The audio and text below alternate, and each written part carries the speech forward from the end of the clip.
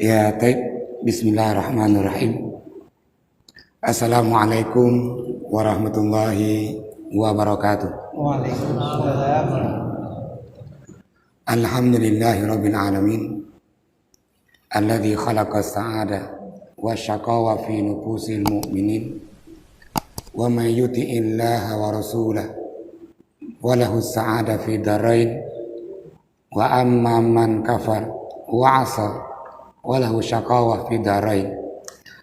Asyhadu an la ilaha illallah wahdahu la syarikalah wa asyhadu anna Muhammadan abduhu wa rasuluh. Allahumma salli wa sallim ala nabiyyina Muhammad wa ala alihi wa sahbihi wa man tabi'ahum bi ihsanin ila yaumiddin. Amma ba'd. Kaum muslimin dan kaum muslimat, terutama urinci lunduan, ayah-ayah lun dan mak-mak yang Allah muliakan, seperti yang diawali oleh ketua BKM tadi, kita awali dengan syukur alhamdulillah di malam hari ini kita masih mendapatkan limpahan rahmat, limpahan rezeki dan limpahan nikmat dari Allah Subhanahu wa taala, dan kita bisa berjumpa, bertatap muka dan saling ingat mengingatkan. Ketika masuk WA dari ketua BKM ke WA saya, ke HP saya, lama saya jawab, Ustadz, kapan kosong waktunya? Alhamdulillah, sejak terpilih Lun sebagai ketua MPU Indrapuri, hampir tiap malam memang kita saling belajar di beberapa tempat.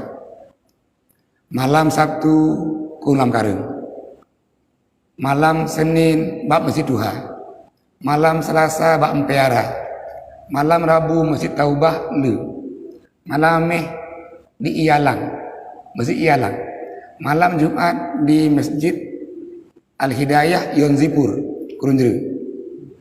Tinggallah malam ini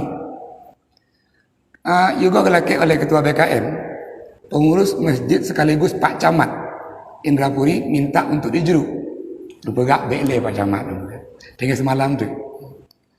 Balu kumpul keluarga. Namun ketika masuk WA ketua BKM, dia jauh.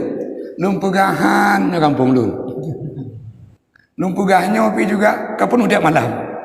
Anak yang kosong.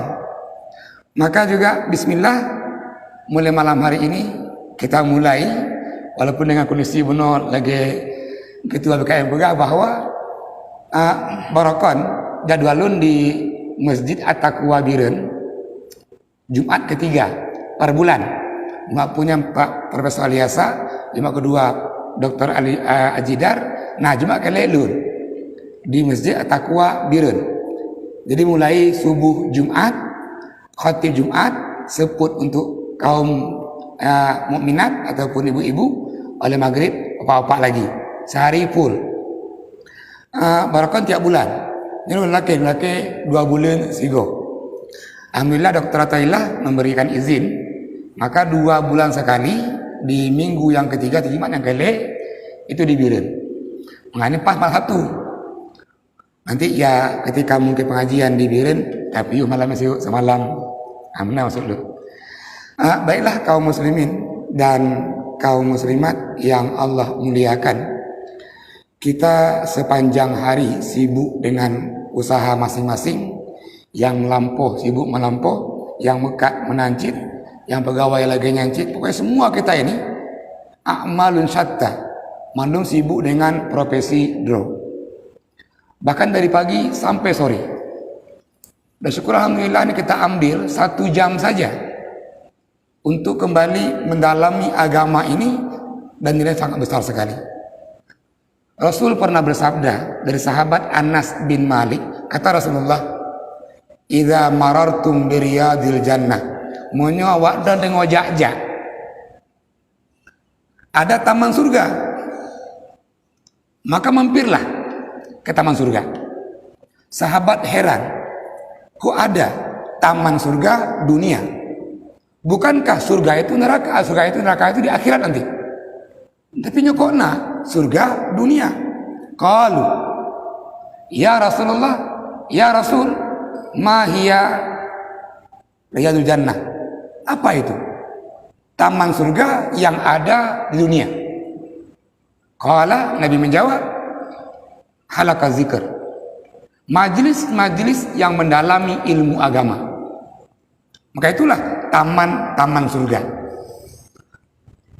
Mari kita jadikan ini, pengajian kita ini, halaqah kita ini, taman surga. Kiban taman, mangat takalon, sejuk kita rasakan, hatinya damai.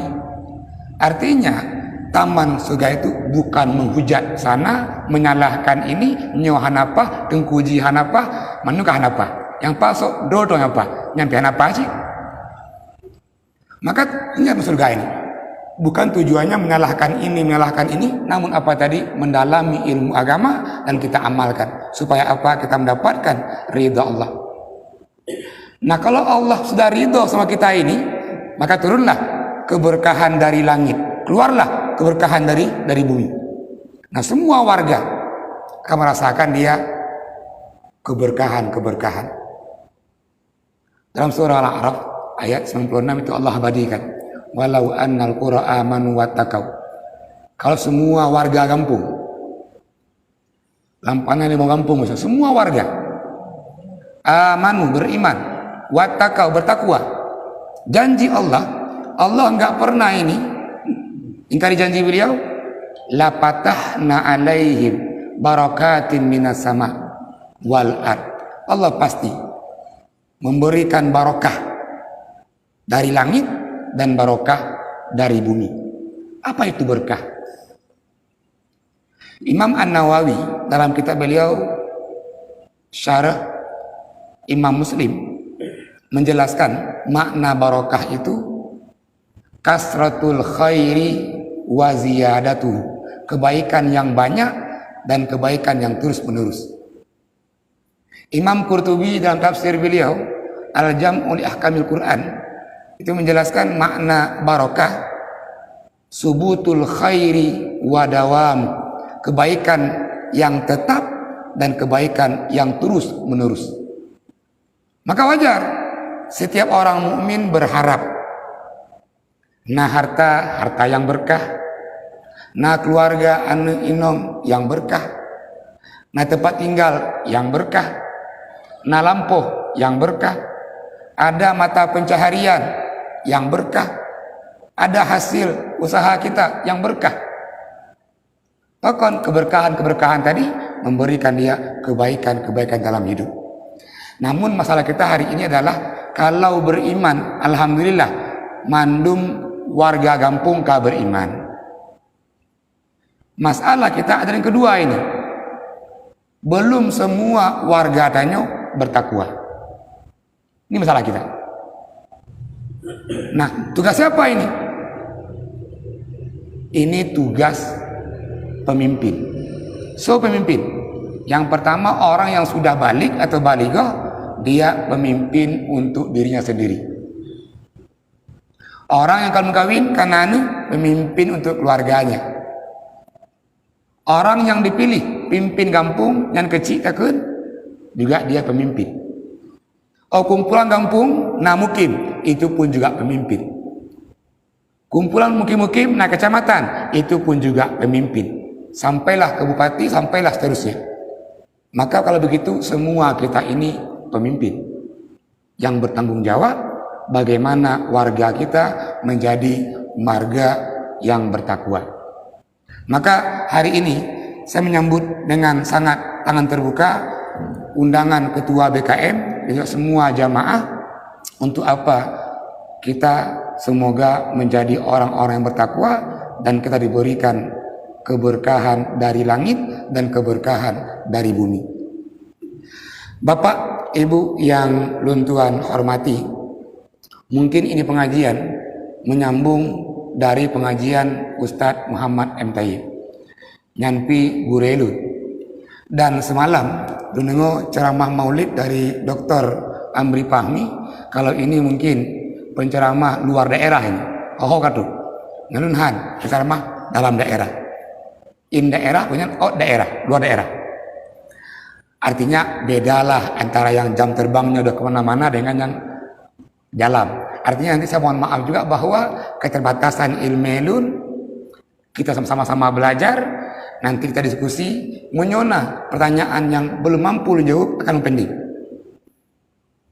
Kayak di pengajian lun ketika pertanyaan lun belum baca lah, maka lun katakan, yang mohon maaf hari ini kita belum jawab di pertemuan selanjutnya. Kenapa? Ini ilmu Allah. Enggak boleh kita reka-reka sendiri. Menurut lun anjing. Maka pengajian kalau hanya menurut lun meninggalkan Al-Quran dan hadis, maka ujung-ujungnya uronyo meno tengok kalau indah, dosa kalau indah. Maka menurut lun cuaca ayahnya tu'u menurut lunnya kipangin God tu'u. Oh ujiannya baik dipangin menurut lun. Kan ini contoh tadi ini kalau menurut lun. Maka ilmu Tuhan ini sangat-sangat luas. Kata Allah, wa ma utitu minal ilmi illa qalila. Hanya menunjukkan Allah, hanya baca ilmu yang Allah berikan. Maka tadi kita ini konsepnya sama-sama belajar. Belum belajar menyampaikan dan antum semua ini belajar mendengarkan. Walaupun yang lebih baiknya mendengarkan ketimbang menyampaikan. Pakau lembaga, lengkapi pengalaman. Khatib Jumat, hampir tiap Jumat lo khatib, aman. Anda dengar dong? Napa lu jadi jamaah, jadi makmum Jumat, khatib ke habaq lu dengar? Oh mak cukup belak rupanya memang jamaah rupanya. Banyak khatib yang dengar dia. Dan begitu dia duk dengan khatib ke habaq, untuk khutbah dengar dia. Maka ini kan berat mendengarkan. Tengok duknya kali. Gaduh ya. Ini memang cobaan bagi semua penuntut ilmu. Ketika Imam Asy-Syafi'i melapor ke guru beliau namanya Al-Waqi namanya. Kata beliau, syakautu ila Waqi. Ya guru Imam Waqi, lu tak susah mengapai.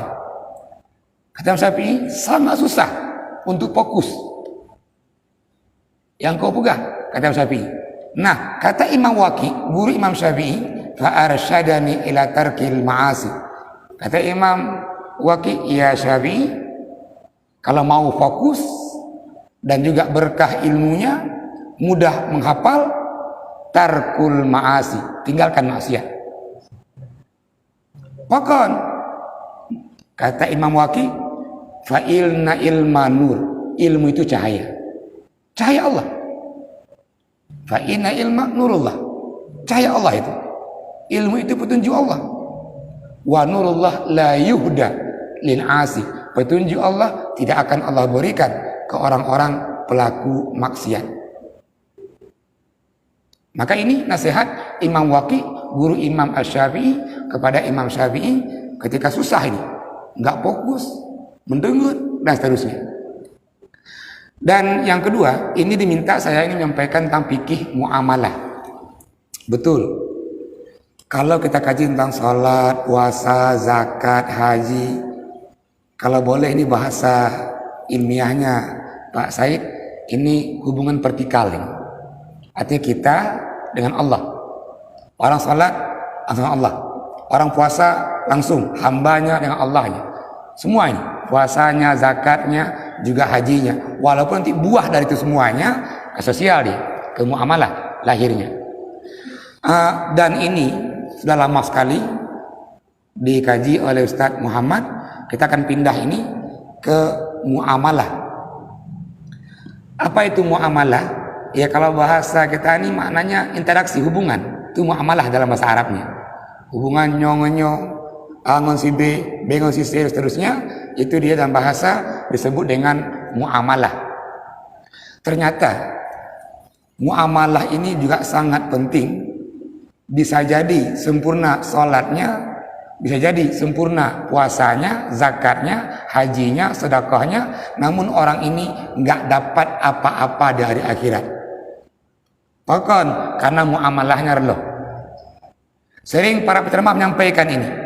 Hadis dari Abi Hurairah, Dan kalau Imam Muslim, Imam Bukhari yang sanad yang sahih, at-tadruna manil muflis. Nabi berkata, wahai sahabat, kalian tahu enggak siapakah orang-orang yang bangkrut, orang-orang yang dia mengalami kerugian?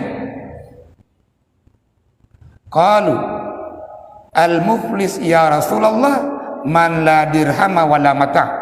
Orang yang bangkrut itu, orang yang merugi itu orang-orang yang enggak punya dirham, enggak punya uang dia, wala mata', enggak punya emas dia. Kata para sahabat. Namun Nabi geleng kepala dan menjawab, al-muflisu min ummati. Adapun orang yang bangkrut, kata Nabi, dari umat nun, kata Nabi, man ata yaumal qiyamah, nanti di hari kiamat orang datang melaporkan, ya Allah, nyo pahala salat lun, nyo pahala puasa lun, nyo pahala zakat lun, nyo pahala haji lun. Namun di sisi lain, wasyatama hadza, dia caci orang lain, wa qadhafa hadza, dia sakiti orang lain, wa akhadha amala hadza, dia ambil harta orang lain.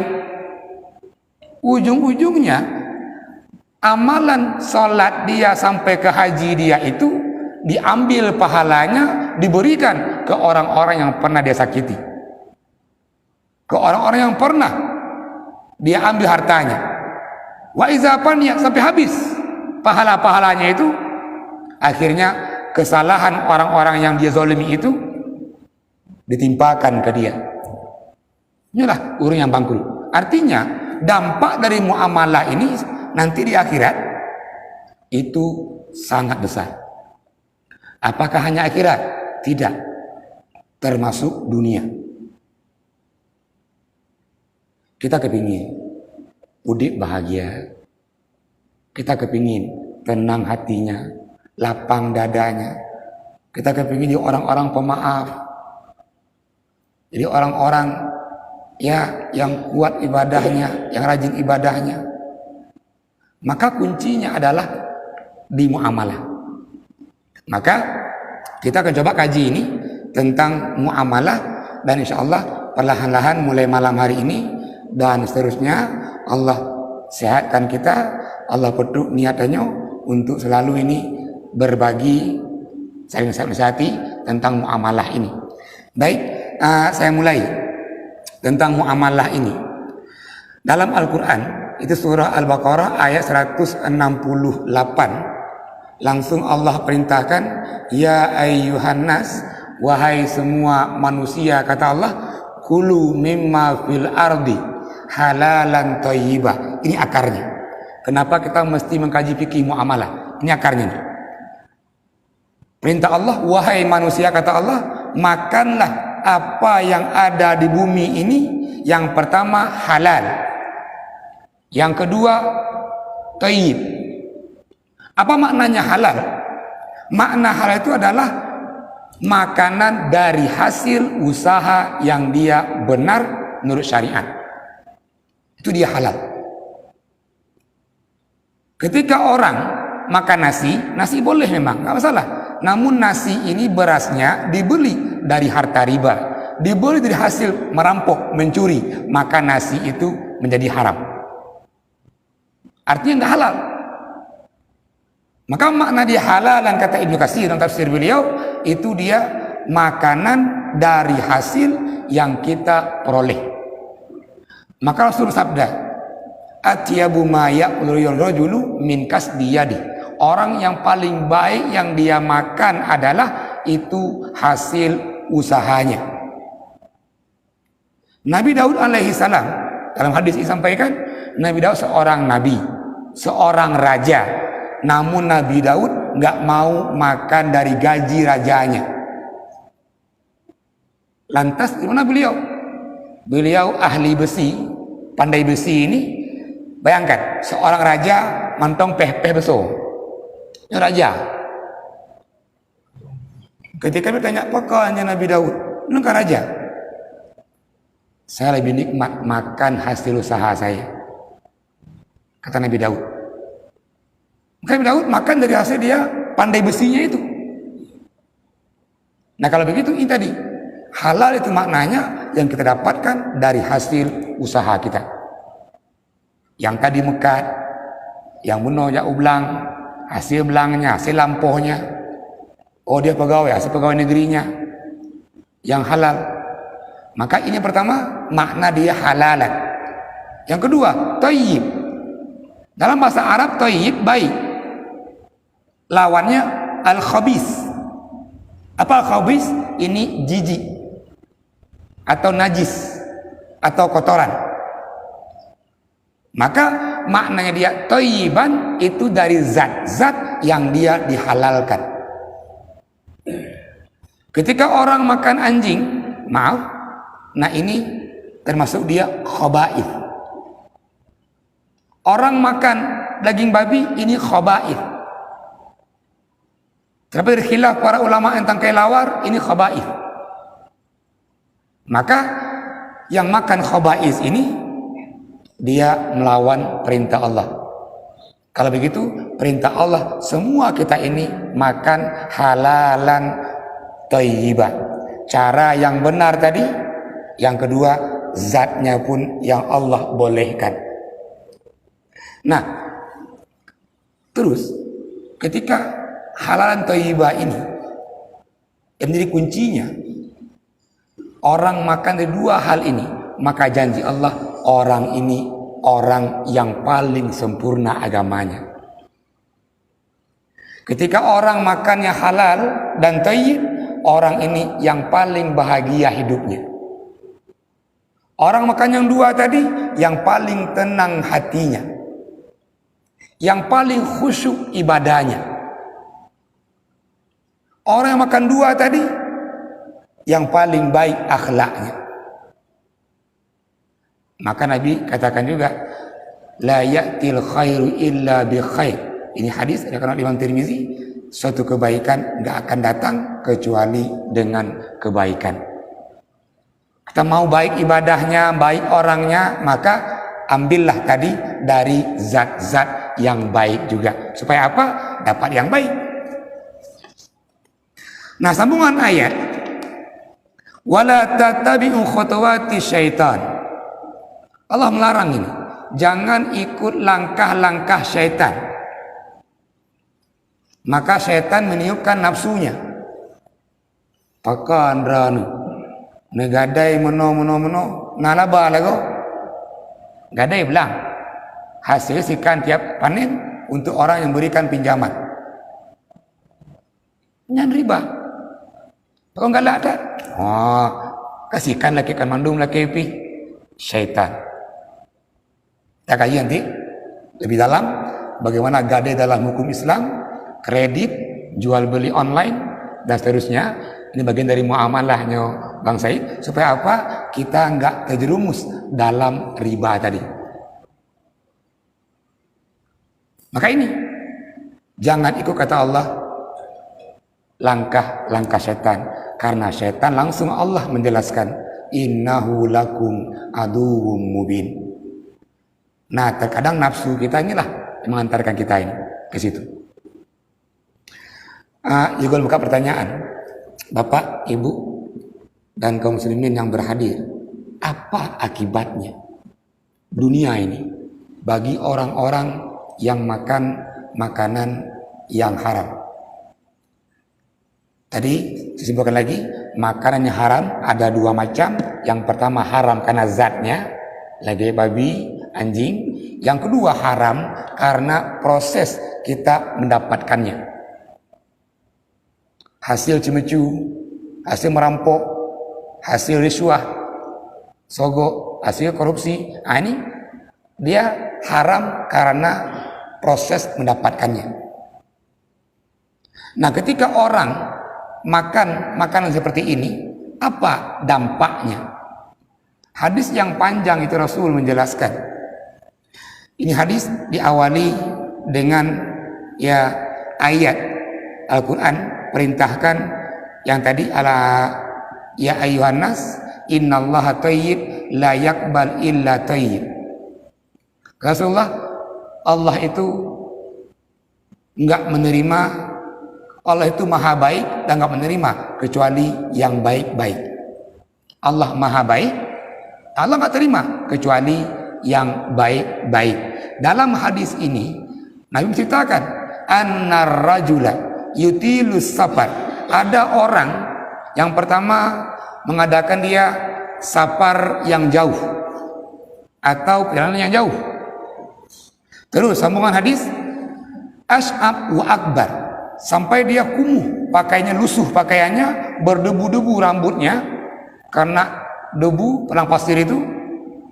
Ini orang warafa'a yadaihi, dia angkat tangannya ke langit, ya Rabb, ya Rabb, ya Allah, ya Allah, berikan ini, berikan ini. Kenapa Rasul mengisahkan dari awal tadi? Musafir yang panjang, dia berdebu, dia lusuh, dia tadi penuh dengan debu. Ini melambangkan bahwa untuk doa yang mustajab diantaranya itu orang yang sabar. Kondisi doa yang mustajab yang sabar. Yang kedua, doa yang juga mustajab Allah akan ijabah ketika orang memohon memang dengan penuh kehinaannya. Namun kata Nabi, ya, wa mat'amuhu haram, wa mashrabuhu haram, wa malbasuhu haram.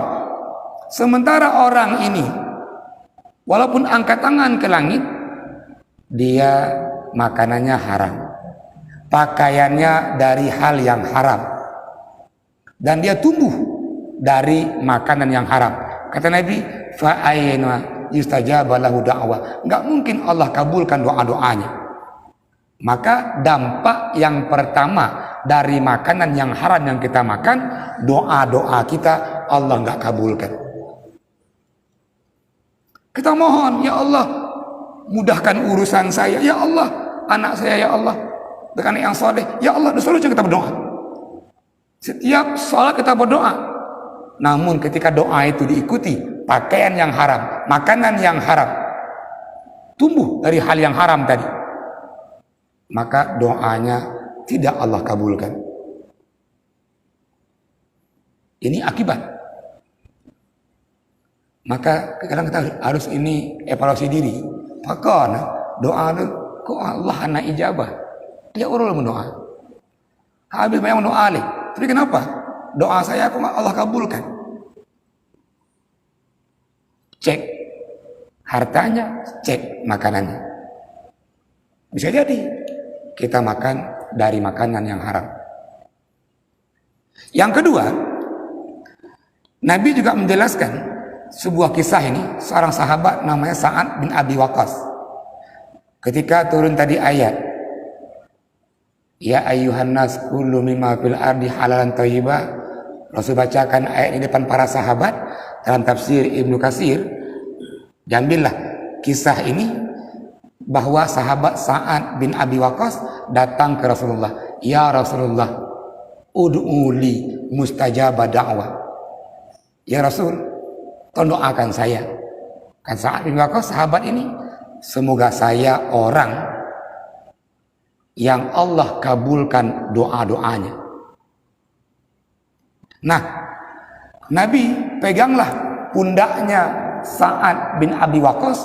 Kata Rasulullah, atib mat'amaka.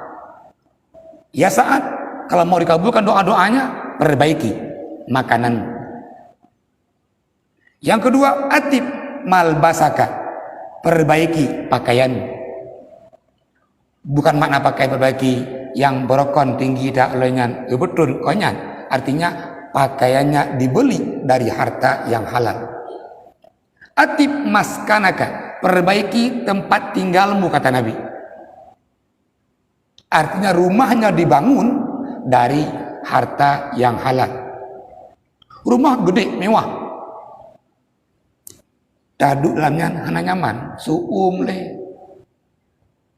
Masalahnya nyaman duduk. Bahkan rupanya bukan gede rumah itu yang buat nyaman. Uang yang digunakan bangun rumah itu dari uang yang haram, maka yang tinggal dalam rumah itu nggak nyaman. Sampai ini sahabat Sa'ad bin Abi Waqqas radhiyallahu an jadi orang yang doa di kalangan para sahabat itu doanya yang paling mustajabah. Nah, ketika doanya Sa'ad bin Abi Waqqas itu diijabah Allah, sahabat lain bertanya, "Ya Sa'ad, pakon Doa-doa dan itu Allah kabulkan. Kata Sa'ad, wallahi la yadkhulu ila fammi luqmatan minal haram. Saya menjaga jangan sampai ada suapan makanan yang masuk ke mulut saya ini dari makanan yang haram. Dan tidak ada, kata Sa'ad, suapan yang saya makan wa ana adri maji'aha. Saya tahu dari mana makanan itu. Maka pernah, Pak, seorang ulama namanya Ahmad bin Hambal yang masyhur dengan Hambali atau Imam Hambali. Imam Hambali punya anak, nama anaknya Abdullah bin Ahmad. Nah, Imam Hambali sering menceritakan ke Abdullah bin Ahmad bagaimana akhlak gurunya Imam Asy-Syafi'i. Sampai anaknya Imam Hambali menjadikan Imam Syafi'i itu sebagai idolanya dari kisah-kisah ayahnya.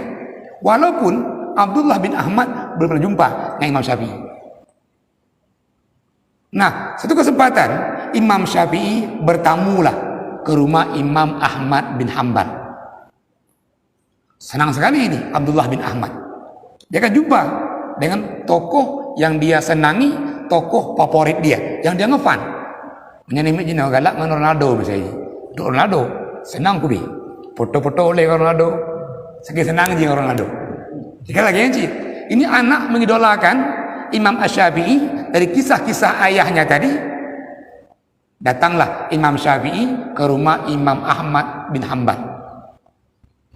Nah, Abdullah bin Ahmad dari kisah ayahnya, Imam Syafi'i orang yang paling baik akhlaknya. Maka ini anak, perhatikan nih, semua gerak-geri Imam Syafi'i. Pokok idolaro. Datanglah Imam Syafi'i, dijamu Imam Syafi'i untuk makan. Nah, Abdullah bin Ahmad perhatikan bagaimana cara Imam Syafi'i makan. Namun kan, yang terkejutnya Abdullah bin Ahmad, ayahnya mengajarkan bahwa Rasulullah kalau makan itu nggak banyak. Sampai cara duduk makan pun Rasulullah ajarkan dek neduk nyaman tak sampai letak pajogu. Itu nggak boleh. Makanya kita kaji ini bagaimana cara makan Nabi. Cara Nabi duduk makannya kayak seperti apa. Nah, Imam Syafi'i makan di rumah Imam Ahmad bin Hambal makannya banyak kali. Nah, Abdullah menyimpan satu pertanyaan. Kata ayah saya, Imam Syafi'i orang yang paling bagus akhlaknya dan akhlaknya seperti akhlak Nabi. Pakon gepejobu ledah. Ini pertanyaan Abdullah bin Ahmad. Nah, malam hari ini ayah sama anaknya Imam Ahmad bin Hambal sama Abdullah bin Ahmad mendirikan tahajud menjaga malam. Namun Abdullah bin Ahmad ya kalah leh, maka Imam Syafi'i. Aduh, Imam Syafi'i lagu sembahyang tahajud. Imam Syafi'i. Dan betul, sampai subuh Imam Syafi'i enggak keluar untuk tahajud. Abdullah bin Ahmad menyimpan dua pertanyaan. Pakon Imam Syafi'i hendak tahajud. Nah, subuh tak kalah ditunaikan subuh, Imam Hambali jadi imam. Imam Syafi'i dari kamar beliau langsung masuk ke saf tanpa berwudu. Jamu rumu hana langkah mai kamano. Pasti dia kalau wudu keluar dulu. Keluar coba semayang, amolok, terus semayang. Nah, Imam Syafi'i ada lebih kayaknya. Maka pertanyaan yang ketiga yang tersimpan dalam hati Abdullah bin Ahmad adalah nyepakan Imam Syafi'inya.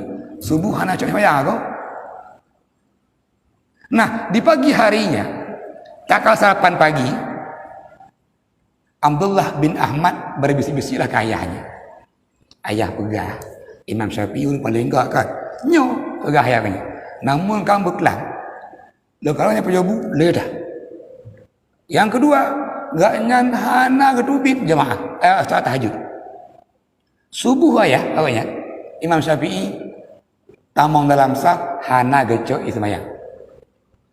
Kata Imam Hambali, wahai anak berdua, biar seuzanile. Mari kita nyong Mbak Imam Syafi'i.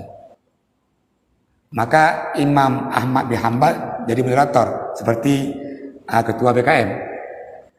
Imam Syafi'i gure nyana anek dun Abdullah bin Ahmad ingin bertanya. Namun pertanyaannya kagak dun.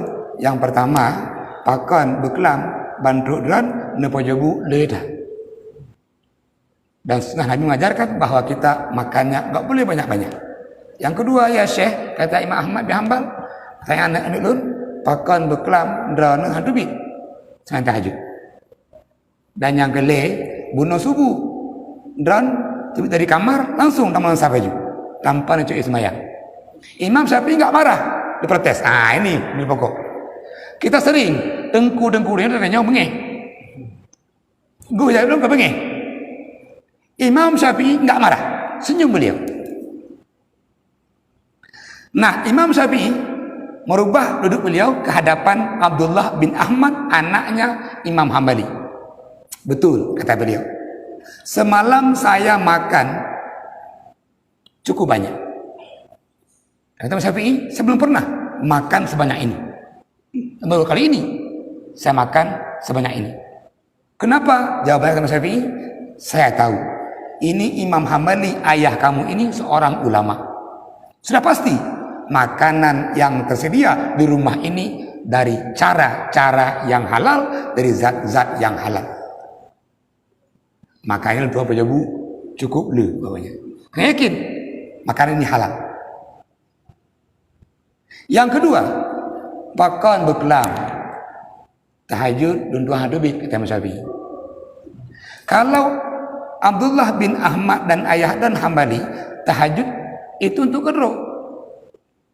Lun sejak salat Isya hanalun lun kajilah tentang hukum-hukum umat yang singguh bungo yang perlu sampaikan. Makanya subuh langsung lun tuan tamu lamsang. Bahkan wudhu salat Isya belum batal sampai subuh. Bayangkan. Artinya Imam Syafi'i tidak tidur malam. Maka semua imam mazhab dari Imam Hanafi sampai ke Imam Hambali itu dia tilatun naum. Sedikit tidur. Banyak belajar. Dan Yohan, mi belajar. Lihat dengar. Ini contoh yang mazhab ini. Kenapa tadi Imam Syafi'i banyak makannya? Karena yakin makanan disediakan oleh Imam Ahmad bin Hanbal dari zat yang halal dengan cara yang halal. Bapak, Ibu yang tuan hormati, ini tadi dampak dari makanan yang pertama kita ini yang kalian haram adalah dia doa-doanya tidak Allah kabulkan.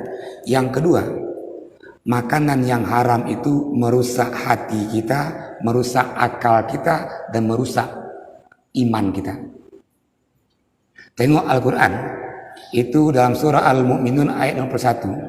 Allah abadikan, ya ayyuhar rasul, wahai para rasul, kulu min thayyibat wa'malu salihan, makanlah yang baik-baik, wa'malu salihan, maka beramal saleh. Allah gandengin makanan yang baik tadi dengan amal yang saleh. Artinya, kenapa ulama-ulama dahulu itu kuat ibadahnya? Imam Hanafi, Imam At-Tirmizi, ya, sampai ke Imam Ahmad bin Hanbal ini, itu malamnya kok kuat sekali malamnya. Dari malam beribadah sampai pagi ibadahnya. Kok kuat-kuat? Karena mereka makan dari makanan yang halal. Ini jawabannya. Artinya bahwa kebalikannya nih, kalau dalam usul fikih, mafhum mukhalafahnya, ketika orang suka makan makanan yang syubhat, makanan yang haram, maka ini melemahkan imannya yang berjihad. Alah, saya tidak nih. Jangan nilai, likut dan seterusnya, membuat kita ini malas. Maka menyuka bohong ibadah, tanyakan, coba makanan dulu, coba pakaian dulu, coba rumah dulu, kenyang. Supaya apa? Kita kuat ibadahnya. Makanya merusak. Makanan yang haram itu merusak hatinya. Makanan yang haram itu merusak akalnya. Kalau hari ini maaf ya, dulu orang untuk menghafal sebuah hadis dia perlu waktu 3 bulan lebih. Contoh Imam Bukhari itu sebuah hadis dari Baghdad datanglah ke Syam, datanglah ke Mekah. Waktunya ini bulanan. Hari ini maaf gampang kita. Itu sebuah hadis Google, buka Google, hadis tentang makanan, bibitnya. Cukup mudah, hitungan detik, keluar dia, matan hadisnya. Namun kenapa hari ini kita jarang hafal hadis, dan juga kalaupun hafal, nggak berkah hadisnya. Jamun itu sebuah hadis, jalih, menempuh ribuan kilo ini. Namun kok berkah hadisnya? Berangkat juga dari makanan tadi. Dari makanan yang kita makan. Maka tengok, dari makanan yang kita makan itu, seorang ulama di masa tabi'in namanya Hasan Al-Basri,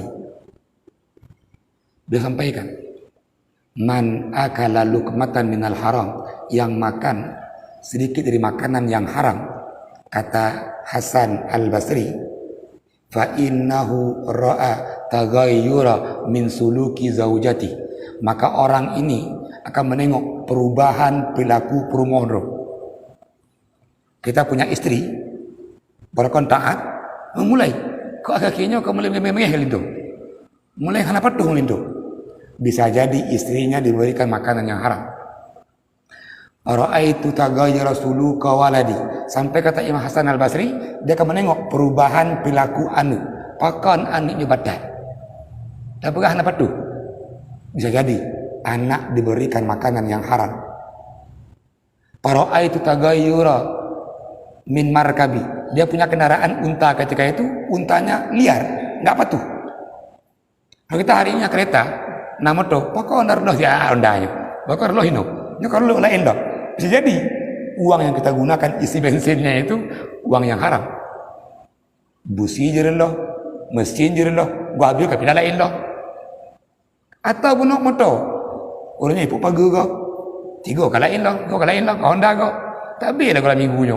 Musibah tapi cek kenapa? Nah, kata Hasan Al-Basri, makanan yang haram itu mempengaruhi kepada keturunan kita. Kita mau anak yang soleh, kita mau anak yang patuh, keluarga yang nyaman. Namun kita berikan makan untuk keluarga itu dari hal yang haram, cara yang haram, akhirnya yang muncul. Ini akibat dari cara mendapatkan rezeki atau makanan atau zat yang kita makan, yang itu pun juga haram. Dampak selanjutnya yang dia juga akan membawa kita ini yang sangat dahsyat malahan, orang yang sering makan makanan yang haram itu amalannya tertolak. Ini lebih bahaya. Kita sholat sehari semalam tambah salat sunat lagi, namun salat itu Allah enggak terima. Kok bisa? Hadis menjawab. Ini hadis dari sahabat Ibnu Abbas. Tak kala dibacakan ayat tadi, ya ayyuhan nas kulu min halan thayyibah, sahabat Sa'ad bin Abi Waqqas minta ke Rasulullah, ya Rasulullah ud'uli an yaj'ali mustajaba da'wah. Ya Rasul, tolong doakan saya, kata Sa'ad bin Waqqas, saya ini jadi orang-orang yang doa-doanya Allah kabulkan. Nabi berwasiat ke Sa'ad bin Waqqas, ya Sa'ad atib mat'amaka, ya Sa'ad perbaiki makananmu. Nah, sambungan hadis, alladzi nafsi biyadih, ini Nabi bersumpah, demi Allah, kata Nabi, demi Allah. Kata hadisnya, walladzi nafsi biyadih. Kalau ada hadis nanti matanya ada berbunyi walladzi nafsi biyadi, itu dia maknanya Nabi bersumpah demi Allah. Nah, sambungan hadis, innal abda la yakdzifa luqmatal haram jaufahu wa la yuqbal minhu amalahu arba'ina yauman. Demi Allah, kata Nabi, orang yang makan sesuap ini, makanan yang haram, maka Allah enggak terima amalannya selama 40 hari. Ini orang makan makanan haram, maka sholatnya, sedekahnya, zakatnya, semua amalan-amalan kebaik dia itu, kata Rasulullah, la yuqbalu minhu amalahu arba'ina yauman. Allah enggak terima amalnya. Tahajud, tahajud le malam, duha le sebelum waktu duha, samping yang fardu, sunnah qabliyah, sunnah ba'diyah. namun semua tertolak. Kenapa? Terhalang oleh makanan yang haram yang kita makan. Ini hadis diriwayatkan oleh Imam At-Tabrani dengan sanad juga yang sahih. Terus dunia dan Nabi sering ini para penceramah menyampaikan hadis diriwayatkan oleh Imam Ibnu Hibban dan Imam Hakim dan juga At-Tirmizi, man nabata lahmuhu minasuhti fannaru aulabi. Barang siapa yang dia tumbuh dari makanan yang haram, maka di akhirat neraka lebih layak bagi orang itu. Ini antara akibat dampak ketika orang mengkonsumsi makanan baik zatnya syubhat dan haram maupun cara memperolehnya itu syubhat dan juga haram. Maka kalau kajian fikih muamalah nanti maksud dia jual beli seperti apa jual beli, menggadai seperti apa menggadai, atau kita hari ini pinjam uang ke bank seperti apa di dalam fikih muamalah ini. Nah, kita belum masuk ke situ malam hari ini baru pengantar kenapa kita kaji itu. Ternyata kita udah sempurna sholatnya, lainnya sempurna tadi. Ketika ini nggak sempurna, maka ini menjadi penghalang diterimanya ibadah kita, baik sholatnya, puasanya, zakatnya, sodakohnya, sampai ke hajinya. Mungkin itu sebagai pengantar mungkin, tapi kasih jam sih pengantarnya ketua BKM. Ini kita buka pertanyaan. Nanti yang mampu saya kasih jawab, yang nggak mampu kita pending sampai nanti ke pertemuan selanjutnya. Ya silakan Bapak ataupun Ibu yang mau bertanya, ya silakan.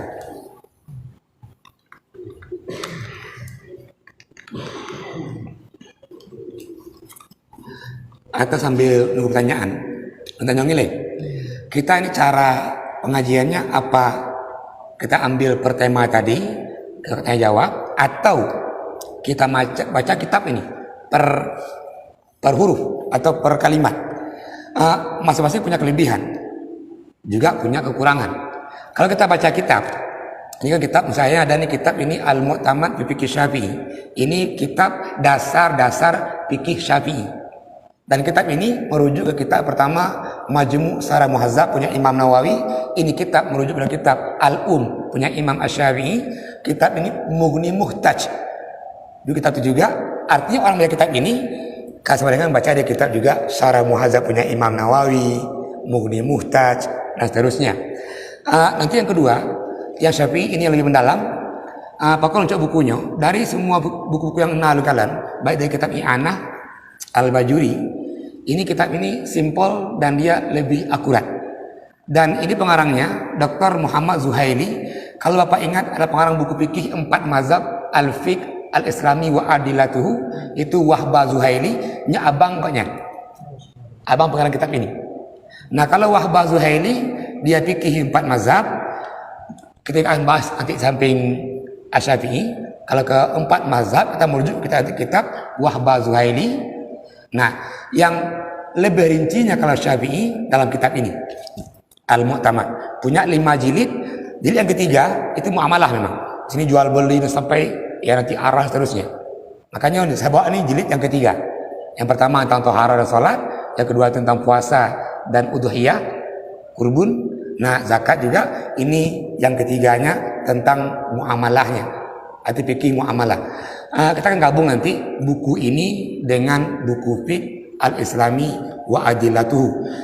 Namun metodenya apakah membaca untuk per huruf? Nah, kelebihannya kalau per huruf ini kita akan memahami detail nih. Namun efeknya yang pertama sangat membosankan. Yang efeknya membaca kata itu orang tak pegang. Yang kedua, efeknya kita perlu waktu yang panjang nih. Kalau kita baca paling dapat semalam itu 3 halaman. Yang paling dia semalam itu 3 halaman. Namun itu kelebihannya kita paham ini rinci perkata. Nah, tadi yang kedua kita ambil kayak tadi, membaca kedowele, menangkap poin-poin penting, menyampaikan, nanti saya jawab, pasti buka lagi dia. Nah, ini mungkin lebih efektif, anda dapat dengar. Nah, juga waktu kita ini nggak terlalu panjang. Bahkan kalau tiap hari mengat, cik uro nawatirnya, masalahnya seminggu sih go. Minggu nejak, hukum mungkin sakit ataupun halangan, kan nejak loh. Aku kalau lagi loh. Maka mungkin lebih tepat kita ambil mungkin nyong sarandul. Itu boleh pilih juga nanti. Metode yang kedua tadi kita sampaikan pokok-pokoknya dulu. Nah begitu kan. Nanti saya jawab. Nah ketika menjawab itu pasti ini. Dia kami merujuk ke kitab yang kita baca itu. Ini mungkin metodologi yang sudah pilih. Menahan ya. Biar lebih efektif. Ya. Ya.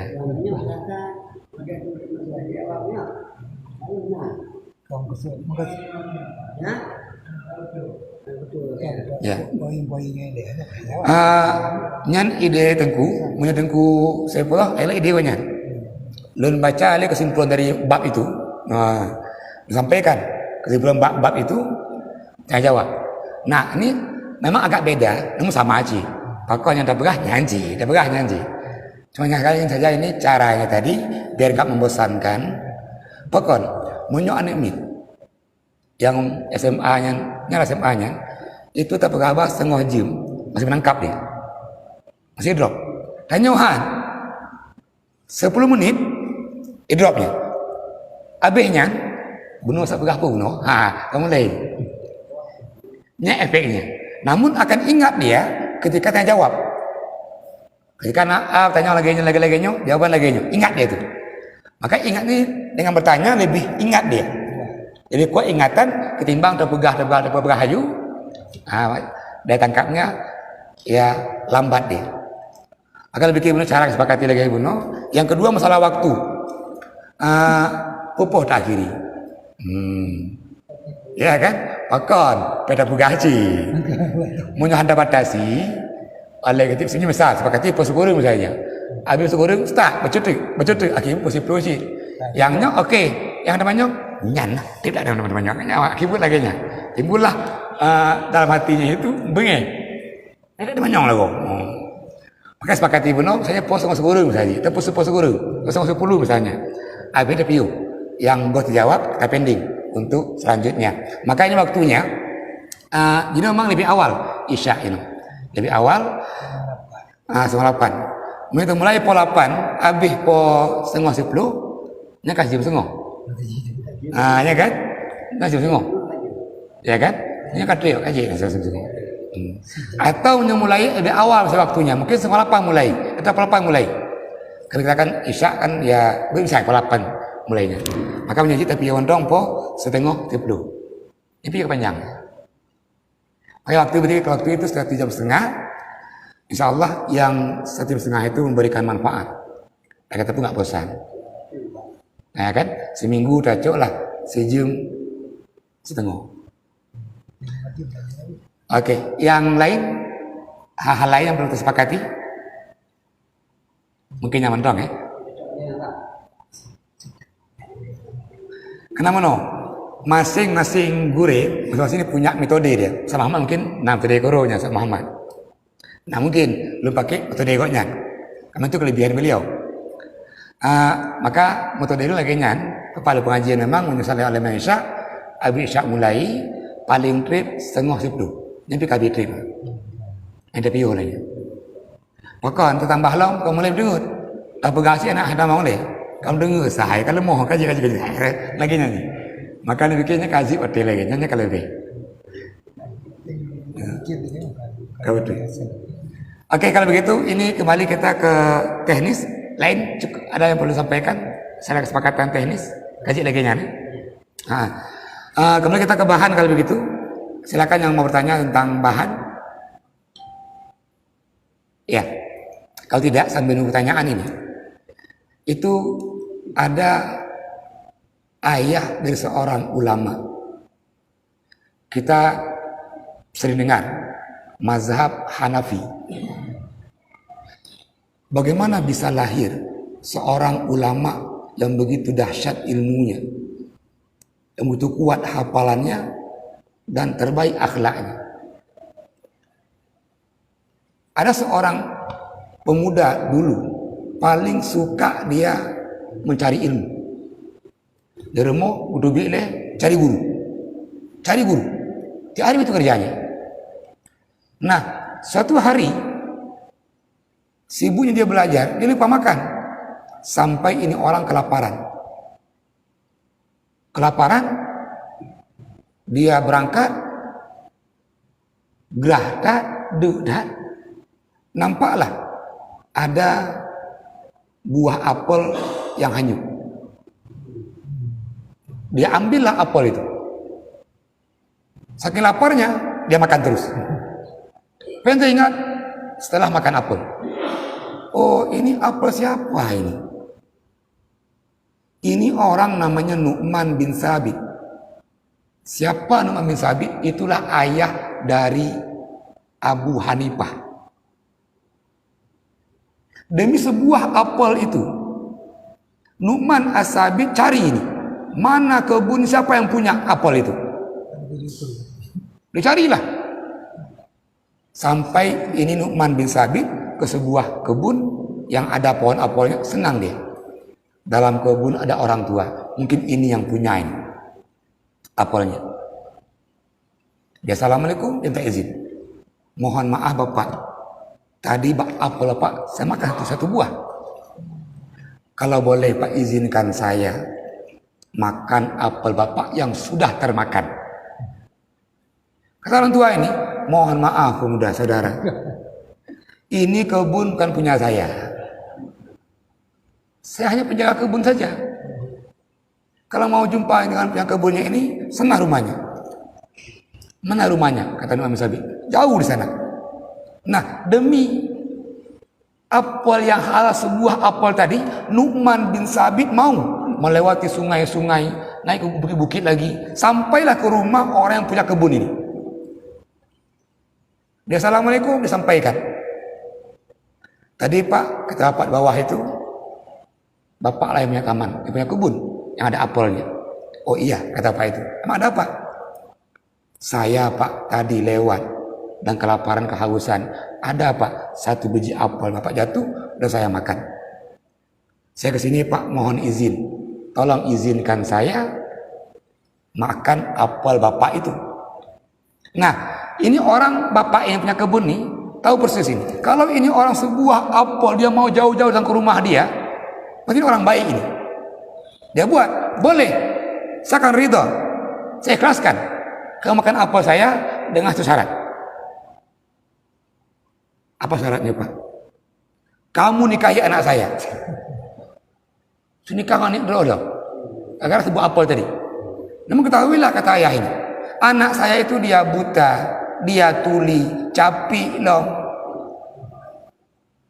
bisu lagi. Kata Nu'man bin Sabit, kancuronya. Agar satu apel tadi, masa depan kancuronya. Mengkawin ngenong bunuh tulo, buta, capi, bisu, kibandronya. Lama dia berpikir. Kata ayah ini, kibar. Kalau nggak mau nggak apa-apa juga, kata ayah ini. Namun apel yang satu buah itu saya nggak izinkan. Kata orang ini, oh ya saya mau kalau begitu. Kata Nu'man bin Sabit.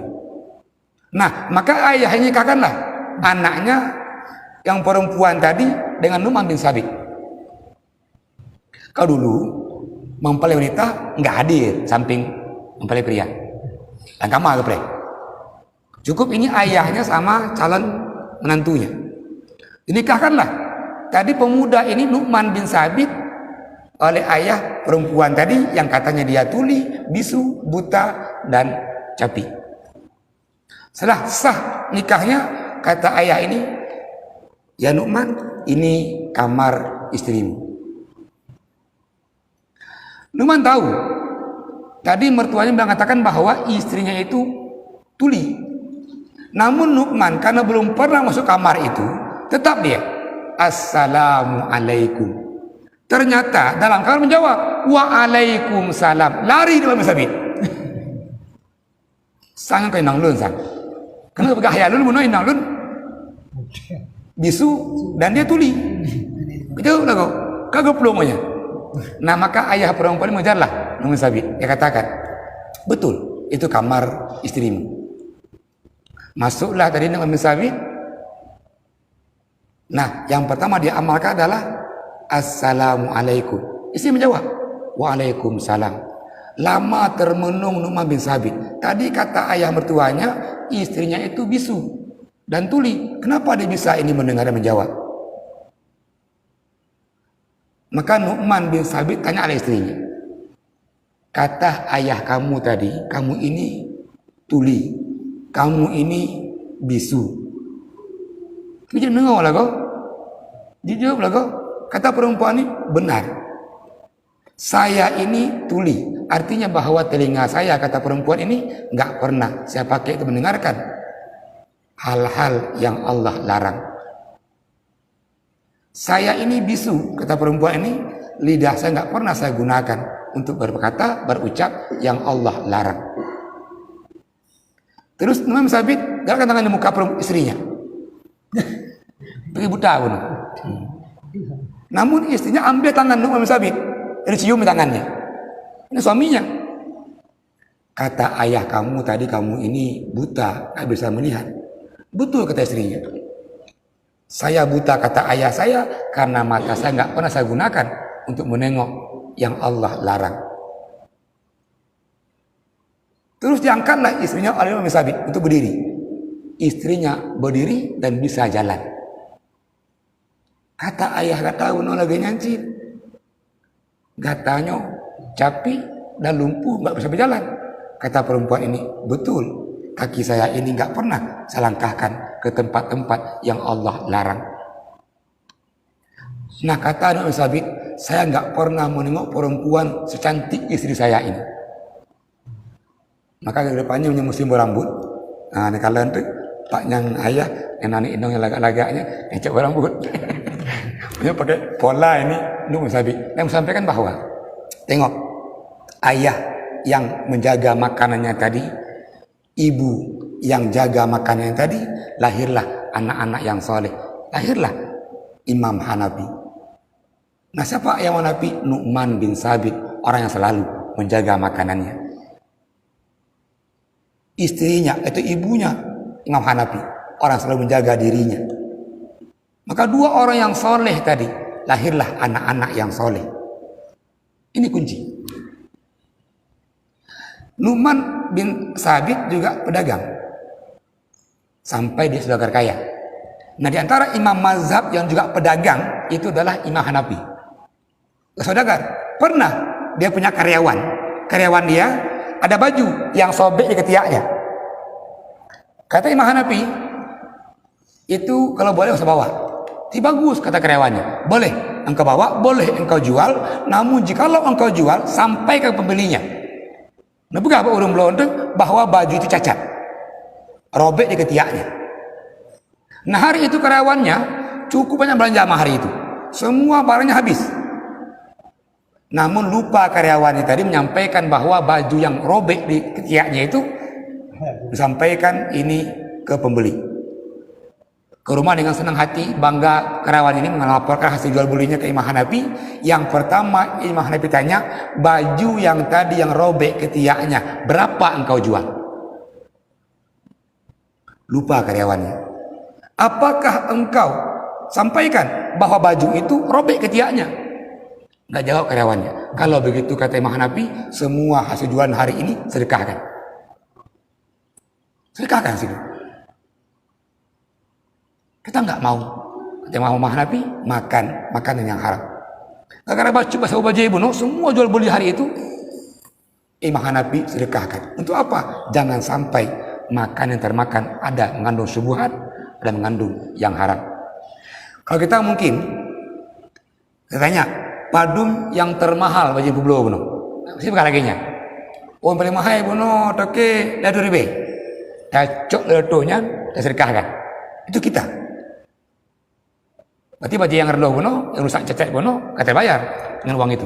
Namun Imam Hanafi enggak. Semua hasil jual beli hari itu dia ambil, disedekahkan. Itu menjaga diri dulu, jangan sampai makan dari hasil kerja yang dia mengandung syubhat. Maka ini diantara kisah-kisah teladan tadi, orang-orang yang menjaga makanannya, maka dia aman hidupnya, tentram, dan punya keturunan yang terbaik keturunannya. Mungkin itu. Silakan yang mau bertanya. Silakan. Yang barusan Ustaz bilang bahwa Imam ini yang nggak mau makan dari agama atau segala macamnya, tahu dia menyedekahkan dari hasil penjualan baju robeknya itu, dagangan robeknya itu ibadah sedekah. Iya. Nanti ada namanya dia al-khuruju minal maksiyah. Ada orang dulu toke sabu, toke sabu. Dan terus dia tobat. Dan mengakui itu dosanya. Maka dia semua harta yang dimiliki dia disedekahkan. Itu bukan untuk mendapatkan pahala. Apa tujuannya? Melepaskan diri dari dosa. Maka orang sedekah tujuannya ada dia mendapatkan pahala-pahala tadi. Ada orang yang dia sedekahnya untuk melepaskan dirinya dari ikatan dosa tadi. Contoh begini, dulu ada orang ambillah buah kelapa punya tetangga sebelahnya tanpa izin. Berapa buah? 3 butir. 3 buah dia ambil, dia makan. Namun setelah sekian tahun dia sadar bahwa itu haram.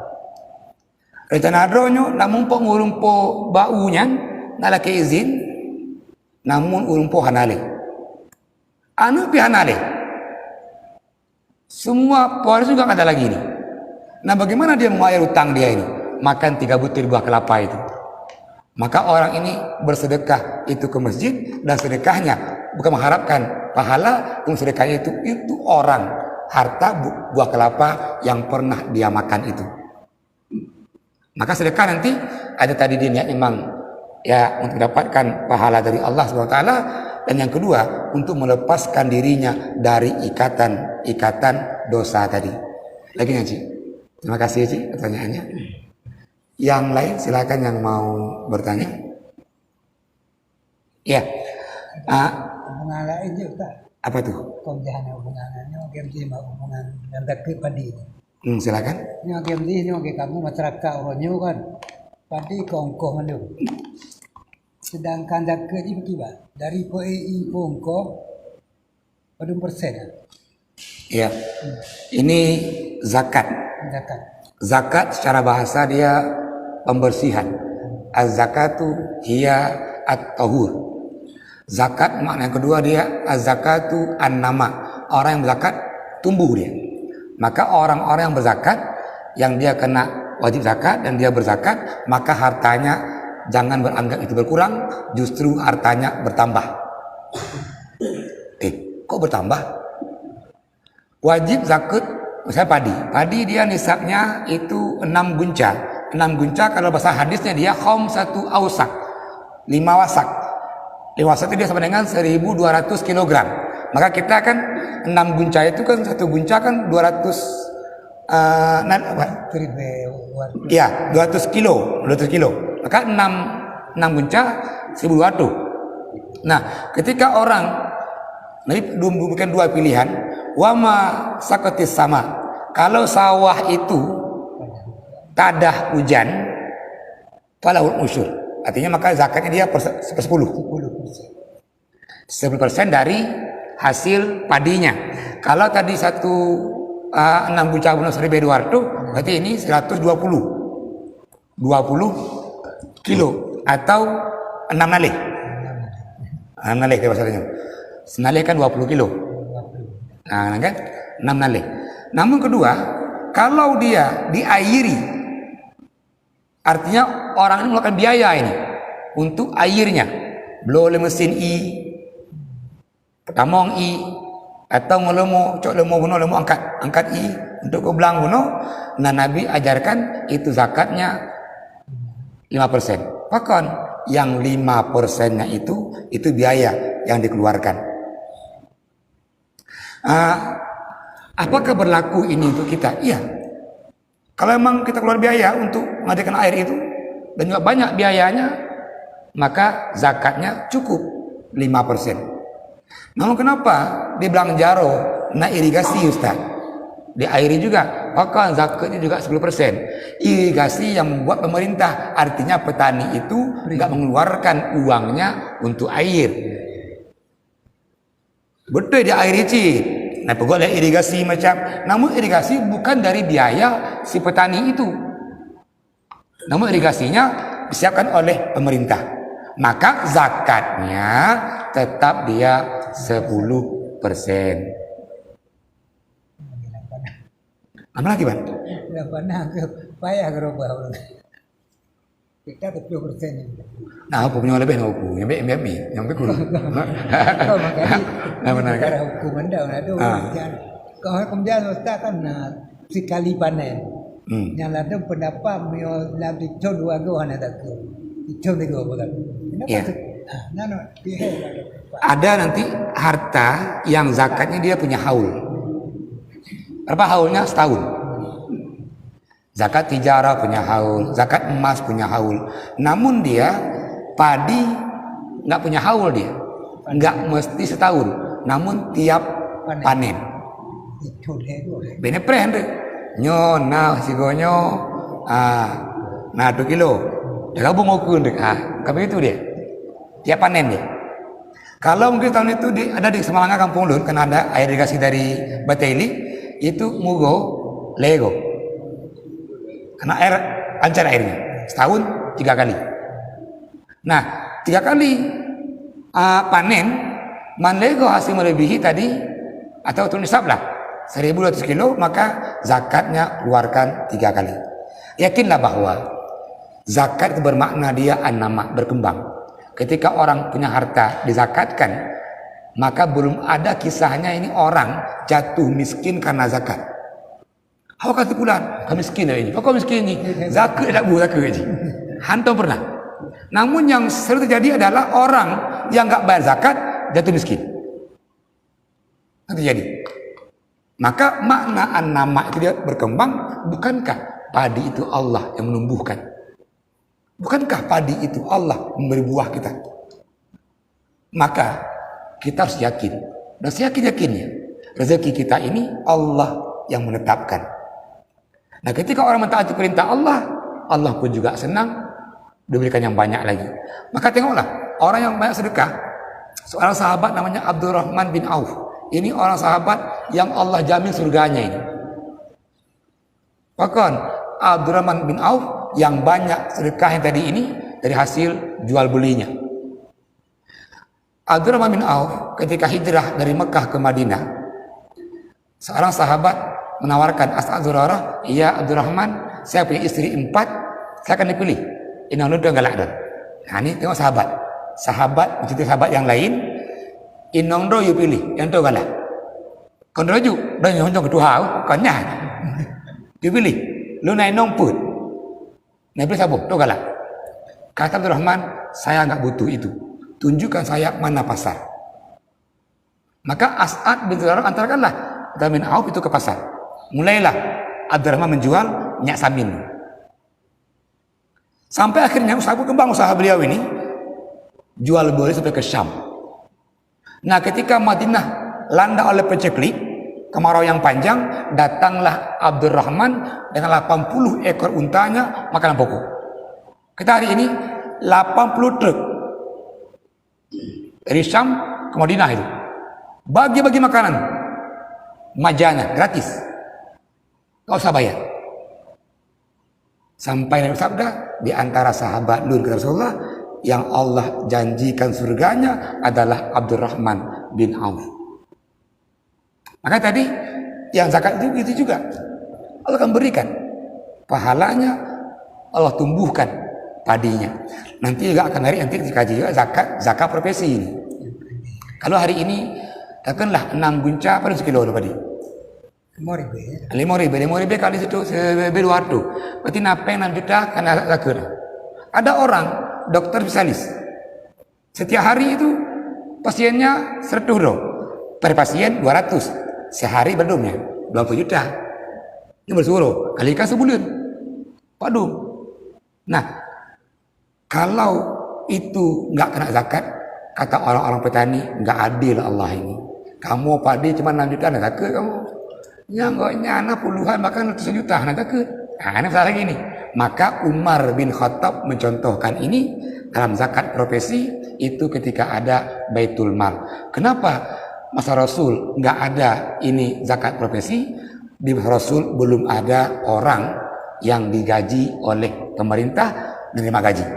Nah, masa Khalifah Umar bin Khattab mulai semua jundullah tara Allah yang berperang itu dapat gaji dia dari Baitul Mal.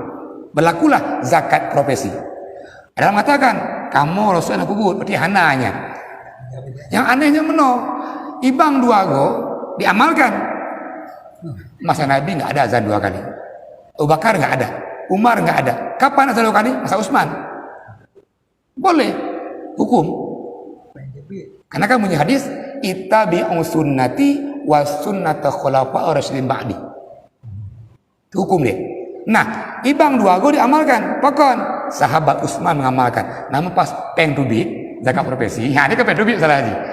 Ini Rasulullah nggak mengamalkannya. Itu mengamalkan, ianya masa Khalifah Umar. Itu dalil. Namun berapa hitungannya nanti? Hitungannya dia 2,5%. Nah, berapa batasannya, nisabnya ataupun ya jumlah uangnya? Dalam kitab Yusuf Qaradawi itu zakat. Dalam kitab Yusuf Qaradawi tentang berapa gaji minimal yang dia kena zakat. Nggak semua gaji juga. Itu Yusuf Qaradawi dalam kitab beliau itu mengukurlah dengan kebutuhan Bank Dunia tadi. Orang kebutuhan pokok, maka beliau membatasi orang punya gaji 2 juta ke atas. Nah, kata Yusuf Qaradawi, dia sudah kena dengan zakat profesi yang nilainya 2,5%. Pernah nanti udah. Kalau 2 juta dia 10% 200. Ini dok bagi 4 60.000. Nah, peng 2 juta gaji dia zakatnya 50.000. Nggak banyak berapa. 4 juta 1.000. Namun zakatnya jangan dikasih ke anak. Ustaz, lu nak gaji Ustaz. Jadi nak zakat. Maksudnya nujuk aneh lu. Nah, itu nggak boleh. Tengok. Di antara yang haram zakat itu diberikan, dikeluarkan, yang pertama wujubun nafkah, orang yang wajib kita nafkahi. Berarti zakat nggak boleh ke anak bro, nggak boleh ke inong bro, nggak boleh ke ayah bro, ke mak bro. Bahkan ini orang yang wajib kita nafkahi. Nujuk cip, berarti nggak sah zakatnya. Yang kedua, kalau bunyi surah At-Taubah ayat 60, innama shadaqatu lil fuqara wal masakin wal amilina 'alaiha habis. Zakat itu adalah diperuntukkan untuk orang-orang yang fakir, yang miskin, yang amil seterusnya. Maka zakat nggak boleh untuk orang yang kaya. Orang kaya boleh terima zakat jika orang kaya itu pertama dia berhutang karena mendamaikan orang lain. Tidak gharim. Mana gharim? Berhutang. Jadi gharim orang berhutang. Kedua hutang tadi dia karena dia miskin sekali untuk hidupnya ngutang. Atau kedua dia mendamaikan orang lain, dua kampungnya kamolonyo betumpah darah duit peng bunuh ngutangin legonya. Maka ini orang juga boleh terima zakat. Namun yang ngutangon bank haji terima zakat. Lu tangon bank Ustaz kepo pokok rumah saanji. Kepo peng-peng belum moto saanji. Jadi ini yang dia berhutang tadi yang gharimin itu dua dia mengutang menamaikan orang lain, berhutang karena kebutuhan hidupnya. Maka ini zakat profesi. Ini kan nama kaji zakat kan kaji dari pun masih ada hukum. Ini kan udah tahu saya pintas bahwa zakat itu ada dalilnya di masa Khalifah Umar bin Khattab ketika Baitul Mal sudah punya harta dan semua tentara digaji dengan Baitul Mal. Muncullah zakat profesi dari gaji yang dikeluarkan tadi. Ya, lagi nyan itu Ibu. Silakan. Ini ada mana? Ada baik. Ini pertanyaan deposito. Karena ini masuk dari fikih muamalah kita bahas di pertemuan selanjutnya. Malah lebih jelas kan lagi nyan. Apa kan? Di tanah jeng nyom ke rakyat bagi bong hanya tabung bagi ke bagi ya. Bagaimana zakat kita ini? Boleh nggak kita zakat? Kita kumpulkan melalui Baitul Mal atau via Baitul Mal atau kita kumpulkan ke amil nama misalnya, atau kita bayar langsung sendiri. Ya. Dulu di masa Rasulullah dan sampai di masa sahabat Umar bin Khattab, ada dua orang sahabat. Yang pertama namanya Mu'az bin Jabal dan yang kedua namanya Abu Musa al-Ash'ari. Ini dua orang ini tugasnya ini amil zakat. Jadi amil dia datang nih. Kau ngeprepeh katanya. Zakat singgah zakat dia prepeh nak kan. Amil itu dia jak pada rumah. Nah kan ada sahabat mengumpulkan zakat. Langsung ke Mu'az, langsung ke sahabat Abu Musa al-Ash'ari. Namun juga ada sahabat yang rujuk kodok. Nah artinya sahabat yang memberikan zakat langsung sendiri tadi ke orang lain, Nabi nggak memarahi, Nabi mengatakan itu nggak sah, artinya bahwa itu boleh. Namun untungnya tadi yang menggunakan amil zakat, kalau seandainya ini di kampung kita ini nggak ada amil, masing-masing doanya langsung menyerahkan zakat ke dodo, maka dikhawatirkan zakat akan numpuk bak si douro atau dua douro, maknanya nggak merata. Bahkan nyona dua miskin, yang A-nya kayak masjid, miskin kayak masjid, yang si B-nya miskin, namun jarang jak masjid. Nah dari masjid kalau Jumat, maka orang lebih sayang ini kayak si A tadi, yang tadi jak masjid, maka semua zakat numpuk ke masjid A. Si B nggak dapat dia miskin juga. Ini efek dampak kalau zakat langsung tabur korup. Namun secara hukum boleh. Secara hukum secara hukum boleh. Namun tadi efeknya dikhawatirkan zakat itu menumpuk pak si daur. Nah ini dong. Terima kasih. Wallahu a'lam. Yang lain silakan yang mau bertanya. Kami ingat waktu ini. Alhamdulillah, mungkin tadi awal pas kita buka pertanyaan semua diam, mungkin belum familiar kibat atau temannya. Ini kan mulai dari alhamdulillah, mulainya dan soalnya ke depan ini akan banyak pertanyaan dan lu paling galak pertanyaan. Kan sekarang Han, semakin banyak pertanyaan, semakin lu yang hanjit, maka semakin banyak lu punya peluang baca buku. Itu mencari jawaban itu. Nah, ketika dia baca buku lagi, dapat ilmu lagi. Mohon maaf ini atas kekurangan semuanya. Untuk halondo melincikun kaum muslimin dan muslimat yang berhadir. Semoga Allah berikan kita ini kelapangan, nikmat rezekinya, nikmat imannya dan kesehatan juga. Allah menjaga kita dan keluarga kita dan anak-anak kita dan kampung kita dari wabah yang lagi menyerang dunia hari ini. Amin amin ya rabbal alamin.